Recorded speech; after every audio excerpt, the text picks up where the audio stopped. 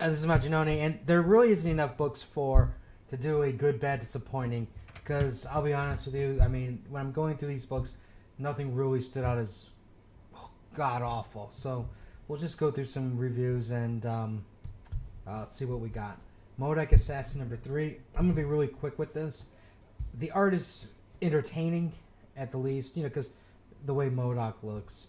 But this is pretty much just an all-out battle issue. MODOK and Angela are fighting just assassins, like super villains are calling themselves assassins. And it was rather, I enjoyed it because it was just action, action, action. And, granted, it was just who's the next guest, surprise guest star they're going to throw in next. But beyond that, it was still, I just found it entertaining. Because you don't really see MODOK in a heroic type role. And he's not really being heroic because he just basically wants the lady. And, he'll kill for her. So, you know how it is, guys.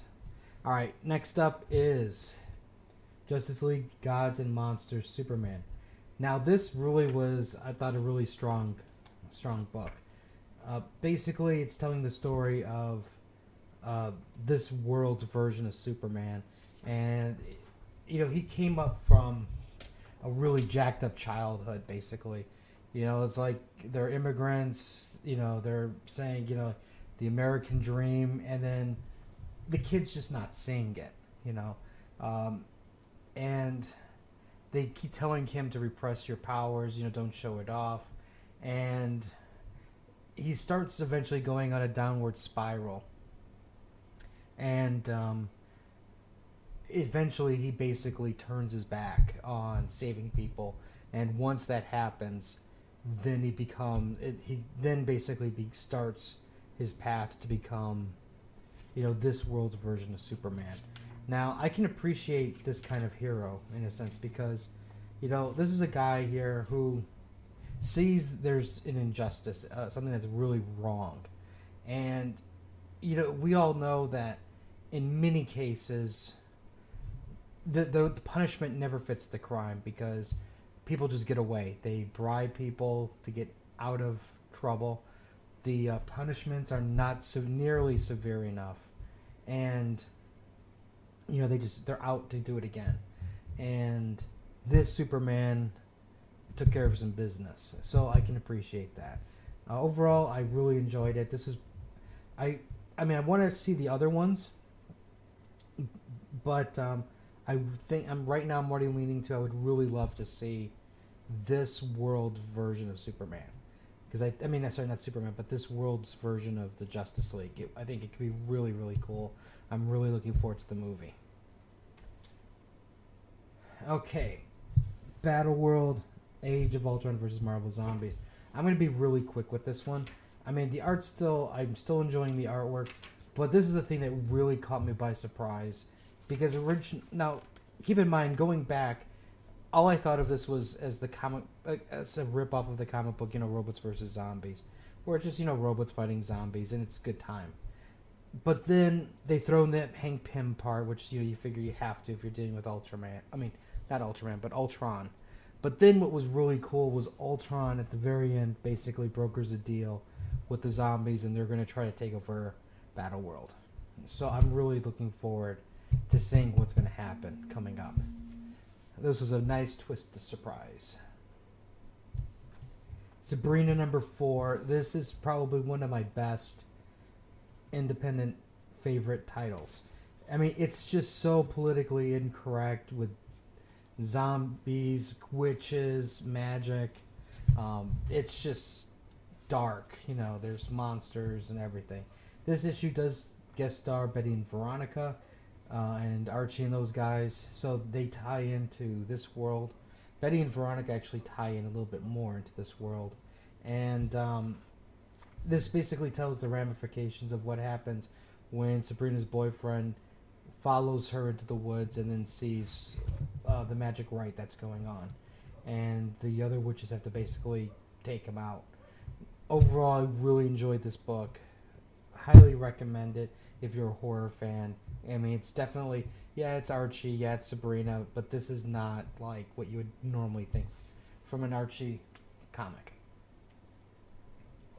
All right, Superman Truth Justice 42. We're finally getting as to Superman getting outed. And, it's okay. It's like, it could be a lot worse, but I'm also thinking it could be a lot better. Lois Lane finally connects the dots, and it's like, I'll give her credit. She actually was trying to figure it out a long time ago, and as Superman was getting depowered, she was able to figure it out a little bit easier. But anyways, from there we get to meet the mastermind behind everything, and of Superman's outing, or I should say the person who figured out his secret identity, and things are going to go crazy from here. I like the direction of this book so far. I'm kind of torn about the fact that he's depowered, because I know he's just going to get powered up again eventually. But that being said, there's some interesting ideas that they're throwing out here, and I applaud DC for taking a chance and trying to do something a little bit different to try to shake things up a little bit. Because there's only so much you can do with Superman, who's like impossible to hurt, impossible to injure, like godlike. And now they're bringing him down to a lower level of power, and making him vulnerable. So I'm really looking forward to seeing that. The art's good, story was good, so overall good job. Not the book of the week though. I'm thinking that kind of goes to Superman Gods and Men over this. Okay, Star Wars number 7.